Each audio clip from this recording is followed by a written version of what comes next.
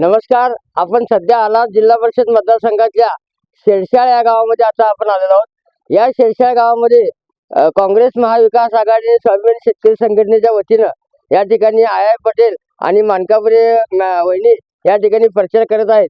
घर टू घर आणि प्रत्येकाच्या घरात आणि प्रत्येकाच्या दारात जाऊन आम्हाला मत टाका, आम्हाला निवडून द्या, विकास कामाची करायची एक संधी आम्हाला द्या, असे आव्हान मतदारांना ते करताना या ठिकाणी दिसत आहेत.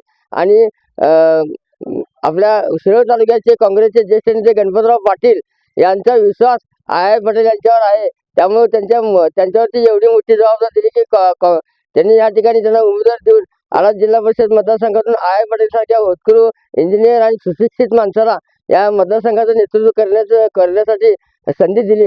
आपल्यासोबत या ठिकाणी आय पटेल साहेब आहेत. नमस्कार पटेल साहेब. नमस्ते.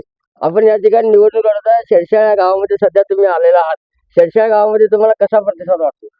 आज सकाळी खासदार राजू शेट्टी साहेब यांच्या हस्ते प्रचार शुभारंभ त्यांच्या हस्ते शुभारंभ झाला. आज आम्ही सकाळपासून गावाच्या प्रत्येक दारात म्हणजे नागरिकांच्या मतदाराच्या आम्ही फिरतोय. आम्हाला भरपूर प्रतिसाद मिळाला लागले. शेरशाळ गाव हे स्वाभिमानी शेतकरी संघटनेचा बालेकिल्ला म्हणून ओळखलं जातं आणि शिवसेनेचं पण या ठिकाणी मतदान शेरशाळ गावामध्ये काही प्रमाणात आहे. आपण या ठिकाणी प्रचार करतात, त्यामुळे ते मतदार आपल्यासोबत असतील असं वाटते का? 100% आम्ही ज्या दारात जातो ना, आमचं स्वागत ज्या पद्धतीने व्हायला लागलंय, आम्हाला असं वाटतं की 100% आम्हाला प्रतिसाद मिळायला लागलाय. या ठिकाणी आपल्या गणेशवाडी पंचायत समिती मतदारसंघातून मानकापुरे वहिनी या ठिकाणी निवडणूक लढवतात. स्वाभिमानी शेतकरी संघटनेचे एकदम निष्ठावंत म्हणून नंदू मानकापुरे यांची ओळख आहे. त्या नंदू मानकापुरे यांच्या सौभाग्यवती या मानकापुरे वहिनी या ठिकाणी आहेत. त्यांनी या ठिकाणी निवडणूक लढवावी असा खुद्द राजू शेट्टींचा आग्रह होता. त्यामुळे त्या निवडणुकीच्या रिंगणात उतरल्यात आणि त्यांना या ठिकाणी उमेदवार त्या वहिनी साहेब आपला नमस्कार. नमस्कार. आपण या ठिकाणी निवडणूक लढत आहे. यापूर्वी तुम्ही कधी राजकारणात सक्रिय झाला नव्हता, आता तुम्ही पहिल्यांदाच निवडणूक लढवत आहे. कसं वाटतंय तुम्हाला? पहिल्यांदाच निवडणुकीला उभी आहे. कारण मानकापुरे साहेबने तर कणी राजशेट्टींच्या पाठीमागे खंबीरपणे उभे आहेतच. मग त्यांच्याच पावलावर पाऊल ठेवून आम्ही पण सगळे काम करू. तुम्ही कोणती कामं करणार आहे मतदारसंघात? जे शेतकऱ्यांची गरजा असतील, आरोग्य असतील, आरोग्य सुविधा असतील, शाळेचा विकास असेल, जे काही असतील कणी ते सर्व काम करून. महिला उमेदवार आहे, तुम्ही महिलांसाठी काय करणार आहे? शेतकऱ्यांसाठी केलं तर महिलांची प्रगती होणारच की. महिलांसाठी काय असं ठोस करणार की बचत गट आहे, ग्रामीण उद्योग आहेत, गृह उद्योग आहेत, त्यासाठी पण प्रयत्न करेन. आय पटेल साहेब, आपली लढत जी आहे ती एकदम तुल्यबळ उमेदवार आपल्या समोर आहेत. भारतीय जनता पार्टीने या मतदारसंघामध्ये पहिल्यांदाच उमेदवार उभा केला आहे आणि राजश्री शाहू आघाडीचे राजेंद्र पाटील यड्रावकर यांनी देखील या ठिकाणी तुमच्याच गावातला एक उमेदवार या ठिकाणी दिलेला आहे. तुम्हाला काय वाटते, या दोन्ही उमेदवारांसमोर आपली लढत आहे? गरिबांचे शेतकऱ्यांचे कैवारी राजू शेट्टी साहेब व उदान पंडित गणपतदादा पाटील यांचा फार मोठा गट इथं सक्रिय आहे आपल्या मतदारसंघात. आणि बऱ्याच वर्षापासून आम्ही बघतोय काँग्रेसच बालेकिल्ला हा आहे. निश्चितच आम्हाला मतदान देऊन आम्हाला विजय करतील. आमदार आप्पासाहेब उर्फ सारी पाटील त्यांच्या वेळेपासून हा मतदारसंघ हा जो काँग्रेसचा बालेकिल्ला म्हणून ओळखला जातोय आणि त्या आमदार सारे पाटलांच्या नंतर पहिल्यांदाच 30 वर्षामध्ये हा ते चिन्ह या मतदारसंघात आलेला आहे आणि आय पटेल हात चिन्ह घेऊन या मतदारसंघात जातात. त्यामुळं या मतदारसंघाचा बालेकिल्ला अभेद राहील आणि आय पटेल निवडून येतील असं या ठिकाणी बोललं जाते. या ठिकाणी सरपंच आमचे सहकारी मित्र सुनील संकपाळ या ठिकाणी हे देखील या अनेक ठिकाणी अनेक वेळा या 7 गावामध्ये आंदोलन केल्यात. 7 गावामध्ये दारूबंदी झाली पाहिजे, 7 गावामध्ये अवैध व्यवसाय बंद झाले पाहिजेत. त्याचबरोबर अनेकांच्या कामासाठी ते पण रात्री अपरात्री कधी अवरात्र धावून जाणारे एक युवा नेते या ठिकाणी आहेत. ते आपल्या शेरशाळ गावाचे सरपंच म्हणून सध्या काम करतात. आपण त्या ठिकाणी त्यांच्याशी बोलतोय. नमस्कार सरपंच. नमस्कार. आपण या ठिकाणी निवडणुकीची रणनीती बघताय. गेल्या 6-7 महिन्यापासून तुम्ही देखील या निवडणुकीच्या प्रक्रियेमध्ये आहात. आता या ठिकाणी जी लढत चालल्या, या ठिकाणी तिरंगी लढत आहे. या लढतीमध्ये तुम्हाला काय वाटते?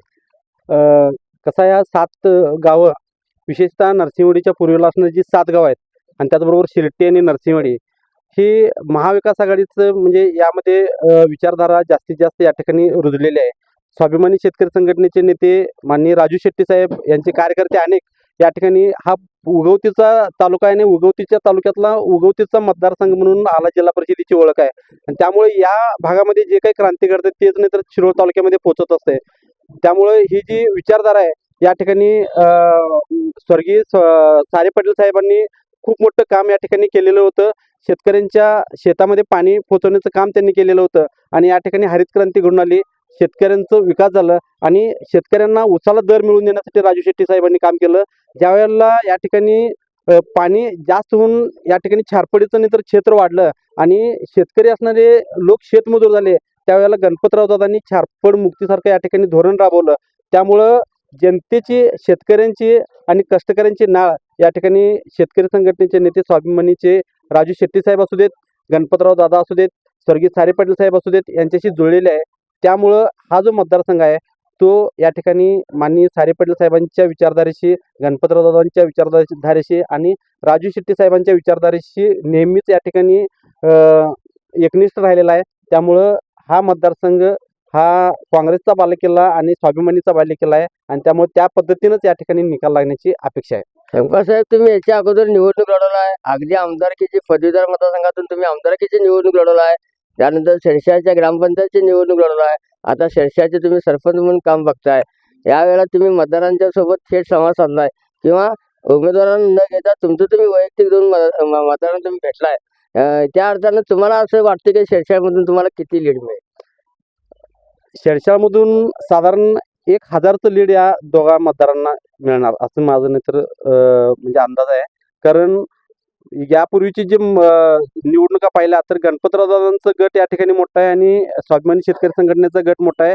याच गटाला 1200-1500 असे दोन्ही गटाला या ठिकाणी मतदान मिळत असते आणि ज्यावेळेला हे दोन्ही गट एकत्र येतात त्यावेळेला मात्र शेरशाळमध्ये विरोधकांची मर्यादित या ठिकाणी मतदारसंख्या राहते आणि त्यामुळं साधारण 1000चं लीड शेरशाळमधनं 100% मिळेल असं वाटतंय. या ठिकाणी शेरशाळ गावामधनं 1000चं लीड मिळण्याची गॅरंटी या ठिकाणी सरपंच खुद सुनील संकपाळ यांनी दिलेली आहे.